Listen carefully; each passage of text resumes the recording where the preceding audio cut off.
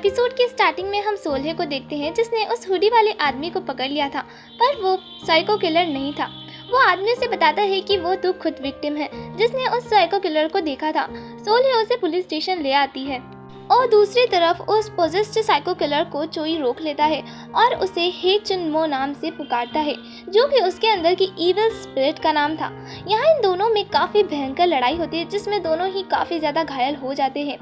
यहाँ चुनमो चोई को बताता है कि वो ये बात जानता है कि चाओ वांग ने दूसरा जन्म ले लिया है। सीन शिफ्ट होता है, हम चाओ वांग को देखते हैं जहाँ ओल्ड लेडी शमन उसे एक तालिस्मा देती है। वह कहती है कि ये उसे इविल स्पिरिट से प्रोटेक्ट करेगा।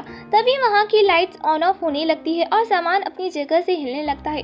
ये देखकर लेडी शमन समझ जाती है कि चोई को कुछ हुआ है। वो तुरंत ही चाओ वांग के घर पहुँचते हैं जहाँ चोई उन्हें बाहर ही मिल जाता है, काफ़ी ज़्यादा बुरी हालत में। वो उसे अंदर लेके आते हैं जहाँ चोई चाओ वांग को बताता है कि चुनमो जानता है कि चाओ वांग ने दूसरा जन्म ले लिया है और अब चाओ वांग को और भी ज़्यादा सावधान रहने की ज़रूरत है। उसे घाव और चोटों से बचना होगा क्योंकि वो खून के जरिए ही किसी को पोजेस कर सकता है। यहाँ पर चोई गायब होने लगता है जिससे लेडी शमन उसे वापस से अपनी पेंटिंग में जाने के लिए कहती है ताकि वो खुद को हील कर सके और चोई चला भी जाता है। अब चाओ वांग जान चुका था कि जो आदमी उसे उसके सपने में प्रिंसेस का कातिल बताता है उसका नाम हे चुनमो है और वही उसके पीछे पड़ा है, पर उसे अपने पास्ट के बारे में अभी भी अच्छी तरह से कुछ नहीं पता था। सीन शिफ्ट होता है, हम सोल्हे को देखते हैं जहां उसे उस आदमी से पता चलता है कि वो आदमी वही फुल मून मर्डर केस वाला कल्प्रिट है जो कि अब चाओ वांग के पीछे पड़ा है। ये सुन वो तुरंत ही चाओ वांग के घर पहुंचती है। घर पहुंच वो उसे पूरी तरह चेक करती है कि कहीं उसे कहीं चोट तो नहीं लगी है और फिर उस पर काफ़ी ज़्यादा गुस्सा करती है उसका फ़ोन स्विच ऑफ रखने के लिए। चाओ वांग सोल्हे को चोई नाम की सारी बातें बताता है, जो सुन सोल्हे चाओ वांग के घर शिफ्ट होने का डिसाइड करती है जब तक कि वो इविल स्पिरिट नहीं पकड़े जाती और वो उसे प्रोटेक्ट भी कर सकेगी। वो अपने घर पैकिंग के लिए जाती है जहाँ वो अपने डैड से प्रॉमिस करती है कि वो उनके किलर को ज़रूर पकड़ेगी। तभी उसकी फ्रेंड आ जाती है जो कि काफ़ी ज़्यादा शॉक थी, पर सोल्हे उसे समझाती है कि वो दोनों सिर्फ एक केस के लिए ही साथ रुक रहे हैं। अब सोल्हे चाओ वांग के घर पहुंचती है जहां गोस्ट उसका काफ़ी अच्छी तरह से वेलकम करते हैं। चाओ वांग उसे अपने रूम में रुकने के लिए कहता है क्योंकि उसके घर में कोई भी गेस्ट रूम नहीं है और वो लिविंग रूम में सो जाएगा।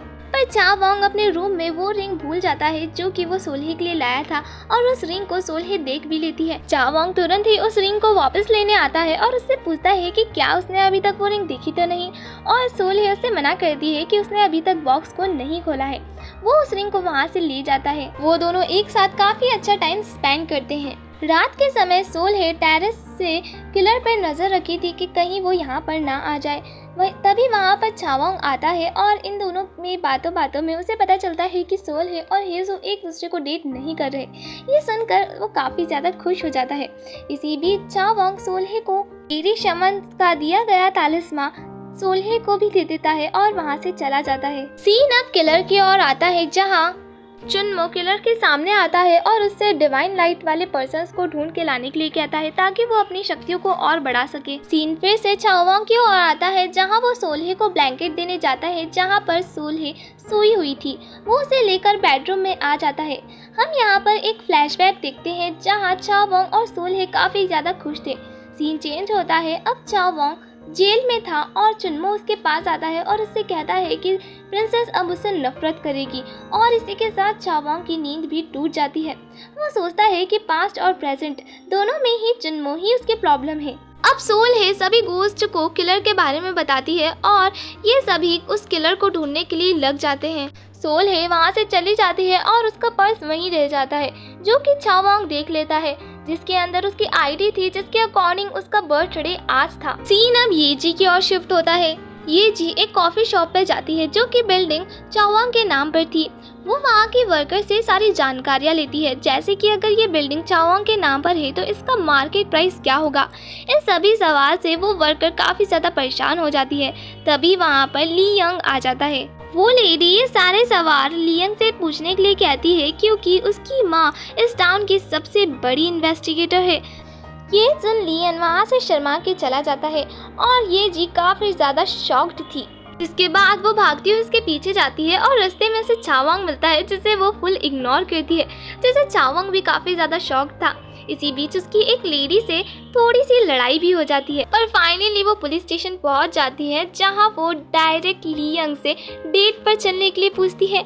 ये सुन वहाँ के सभी ऑफिसर्स काफी ज्यादा हैरान थे, साथ ही लियांग भी। सीन फिर से सोल्हे के ऊपर आता है, जहां उसके सीनियर्स इस बात को मानने के लिए साफ इनकार करते हैं कि किलर अभी भी जिंदा है। घर पहुंच वो सभी लाइट्स बंद पाती है और एक शैडो को अपनी ओर आता हुआ देखती है, जो कि बर्थडे सॉन्ग गा रहा था।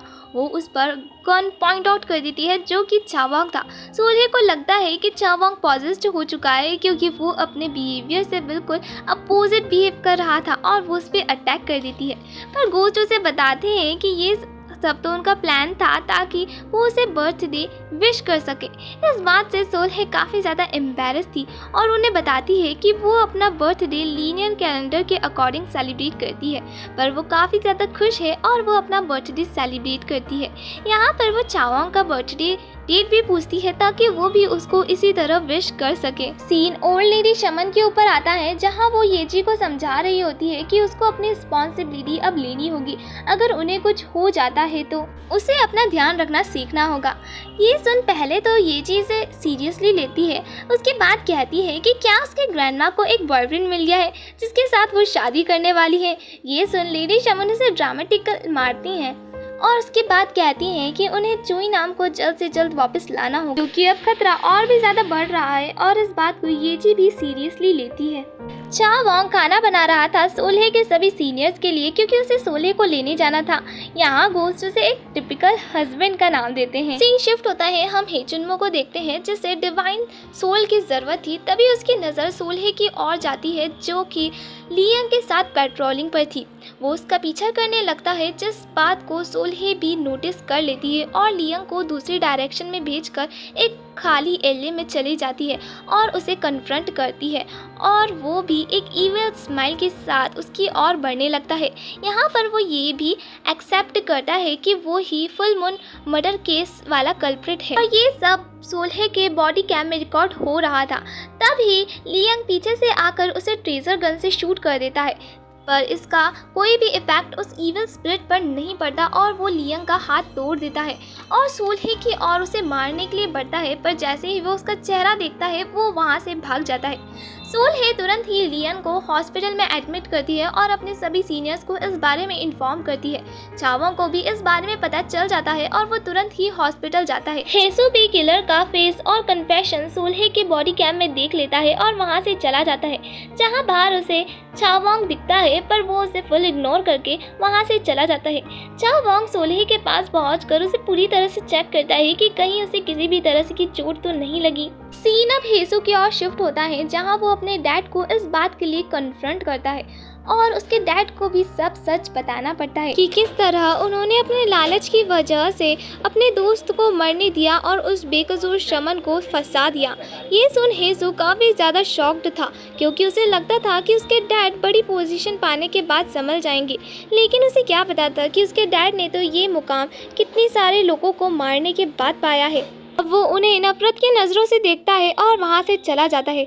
उसके डैड उससे वहीं रिक्वेस्ट करते रह जाते हैं कि वो इस बारे में किसी को भी ना बताए, पर अगले दिन मीडिया उन्हें चारों तरफ से घेर लेती है और फुल मून मर्डर केस के से रिलेटेड काफ़ी सारे सवाल करती है, क्योंकि हेसु ने ये सब पब्लिक कर दिया था।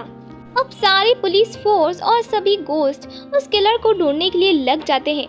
लेडी शमन एक रिचुअल कर रही थी ताकि चोई जल्द से वापस आ सके। अब हम सोल्हे को देखते हैं, जो कि घर वापस आती है, जहाँ पर चावोंग नहीं था और ऐसा लग रहा था सभी गोस्ट उससे कुछ छुपा रहे हैं। पूछने पर उसे पता चलता है कि चावोंग अकेले ही चुन्मो को हराने चला गया है।